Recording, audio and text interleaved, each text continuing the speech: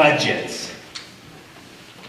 How many of us have sat down recently, or maybe even a while ago, and written out our financial budget for, say, the next year? We don't like doing that.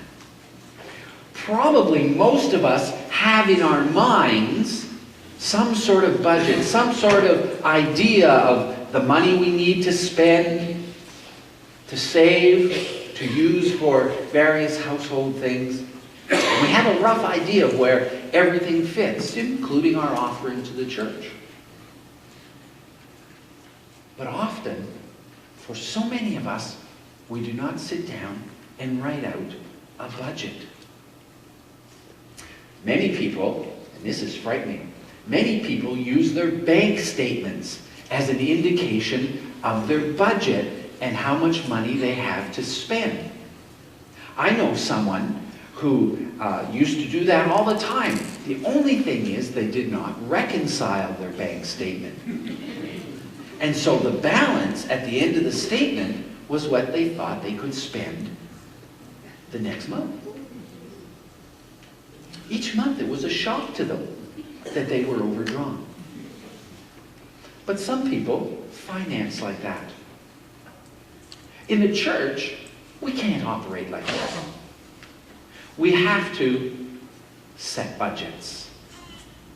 And budget times in a congregation are interesting experiences.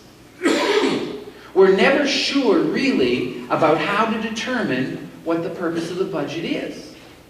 In the business world, we can be very practical. The bottom line is profit and everything else revolves around it. But in the church, the budgeting process is much more difficult to figure out and handle and ultimately come up with. There seems to be so many variables that we need to keep in mind. In our congregation, as we move towards a final budget that will be presented to you, the congregation, at our annual meeting at the end of February, we often start off by asking all of the groups in the church to think of what it is that God would have them do in the coming year. And then they pass those budgets into the finance committee. And the finance committee then looks at those budgets and they begin to pull their hair out. John's been our treasurer for 11 years and look what's happened.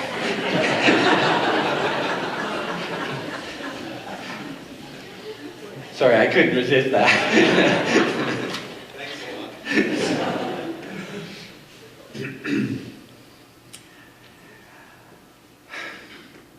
And when the finance committee looks at the budget, there are very practical questions that they ask.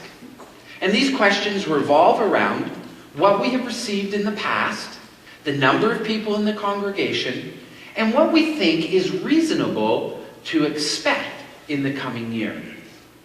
In a sense, it all boils down to the question, what do we think we can reasonably ask our congregation to give over the next year?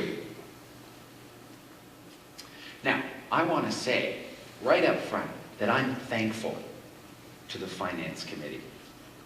They've got a tough job.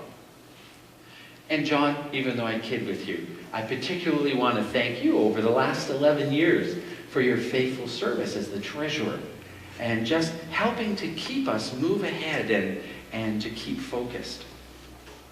Ultimately, though, it is the finance committee that pulls together the budget that is presented to us at our annual meeting.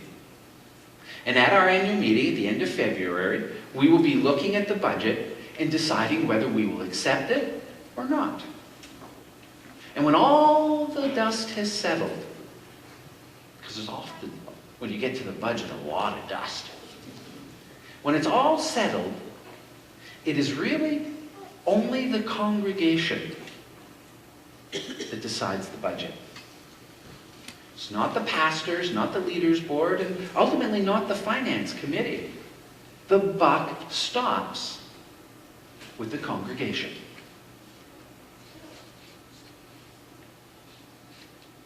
here's what I would like to say. A congregation's budget is ultimately a statement of faith. In the end, it is saying that this is what we believe God is calling us to do in the coming year. This is what we will trust God for. And friends, the budgets that are passed can be the difference between running full tilt into the new year or crawling. Now, it has been said that congregations trust God for what they think is possible, yet God says to congregations, trust me to do the impossible. One quote I use at budget meetings almost every year is this. It says, any individual or organization that allows its present resources to determine their future can at best be to have a mediocre future. Such individuals or organizations plan their future but have no vision. A vision would lead them towards a plan that exceeds their present resources. This being true, is it not most true for the Church of Jesus Christ? Listen to our scripture for today.